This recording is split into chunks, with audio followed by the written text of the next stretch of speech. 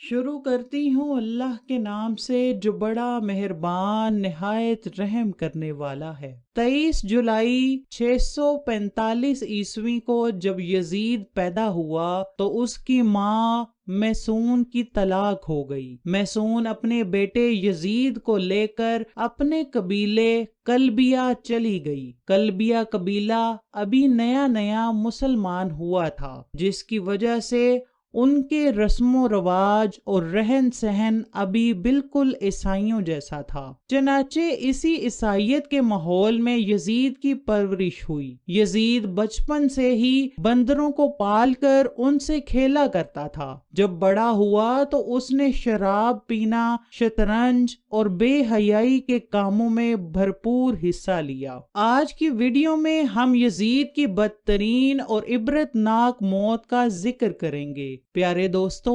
انتہائی مخالفت کے باوجود بھی یزید 60 ہجری کو تخت نشین ہو گیا۔ تخت پر بیٹھتے ہی یزید نے مدینے کے گورنر عتبہ کو خط لکھا کہ عبداللہ بن زبیر، عبد الرحمن بن ابی بکر، عبداللہ بن عمر اور سیدنا امام حسین سے میری بیعت لی جائے۔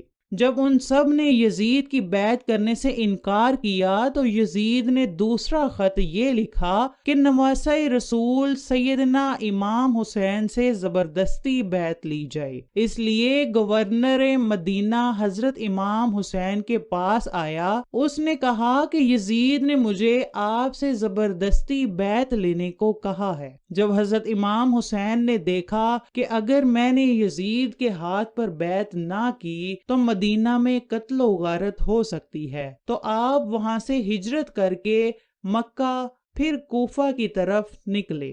حضرت امام کے ساتھ آپ کے گھر والے اور کچھ صحابہ کرام بھی موجود تھے، لیکن 18,000 کوفیوں نے حضرت امام حسین کی بیعت توڑ دی کہ جس کے بعد میدان کربلا کا واقعہ پیش آیا تھا۔ میدان کربلا کا واقعہ ہی یزید کا سب سے بڑا گناہ مانا جاتا ہے۔ جب یزید کو پتہ چلا کہ حضرت امام حسین کوفہ کی طرف آ رہے ہیں تو یزید نے عبداللہ بن زیاد جیسے سخت دل گورنر کو کوفہ میں مقرر کر دیا۔ ان کو یزید نے کہا کہ حضرت امام حسین سے بیعت لو، اگر وہ میرے ہاتھ پر بیعت نہیں کرتا تو اس سے جنگ کرو۔ عبداللہ ابن زیاد کے حکم کو مانتے ہوئے شمر اور عمر بن سعد نے کربلا کے میدان میں سیدنا حسین اور ان کے ساتھیوں کو 3 دن تک کچھ کھانے پینے کو نہ دیا، ان کو شدید پیاس کا احساس دلا کر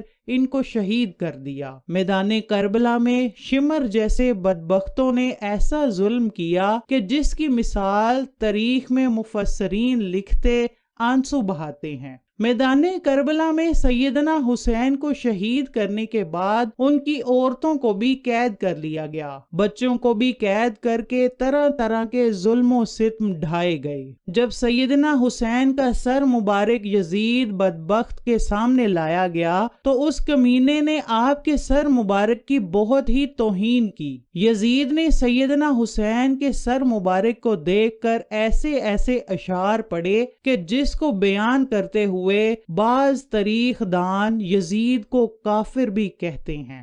آخر کیا وجہ تھی کہ یزید نے عبید اللہ ابن زیاد، شمر اور عمر بن سعد کو اہل بیت کو شہید کرنے کی سزا کیوں نہ دی؟ کیوں واقعہ کربلا کے بعد بھی یزید کی موت تک عبید اللہ ابن زیاد کوفہ اور بصرہ پر یزید کی طرف سے حکمران رہا؟ ایسے واقعات کے باوجود بھی ابن زیاد جیسا شخص اپنی مثبت پر براجمان رکھنے کی وجہ یزید کے پاس آخر کیا تھی؟ اب 63 ہجری میں مدینے کے لوگ یزید کی بیعت توڑ دیتے ہیں تو یزید کی فوج مدینے پر حملہ کرتی ہے، جسے واقعہ ہررا پیش آتا ہے کہ جس میں 80 صحابہ کرام، مہاجرین اور انصار میں سے 700 تابعین اور اس کے علاوہ 10,000 مسلمانوں کو بے دردی سے مدینے میں شہید کیا گیا۔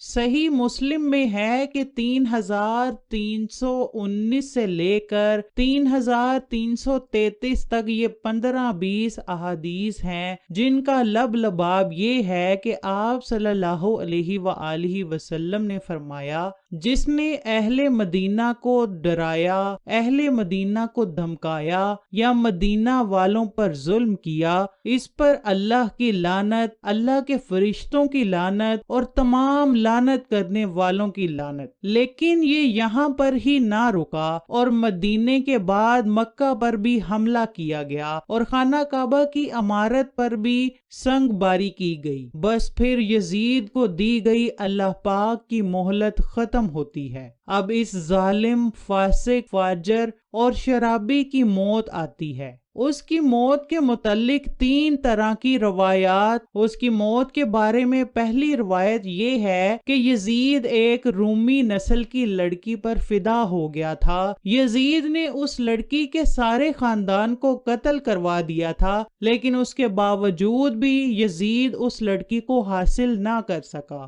ایک دن وہ لڑکی یزید کے محل میں آتی ہے۔ وہ لڑکی یزید کو کہتی ہے کہ میں اپنی جان دے دوں گی، لیکن تیرے جیسے قاتل درندے کی محبت میں گرفتار نہیں ہو سکتی۔ ایک دن لڑکی نے سوچا کہ میں اپنے خاندان والوں کا بدلہ یزید سے لیتی ہوں۔ لڑکی نے یزید کو رنگ رلیاں منانے کے لیے ایک جنگل میں اکیلے بلوایا۔ ویرانے میں یزید شراب پی پی کر مست ہو گیا۔ وہ لڑکی نیم عریاں لباس پہن کر یزید کے سامنے بیٹھ گئی اور وہ شراب پیتا رہا۔ جب لڑکی نے دیکھا کہ یزید شراب میں چور ہو چکا ہے تو اس کو بستر پر لے آئی اور پھر مستیاں کرتے کرتے یزید کی گردن کاٹ دی۔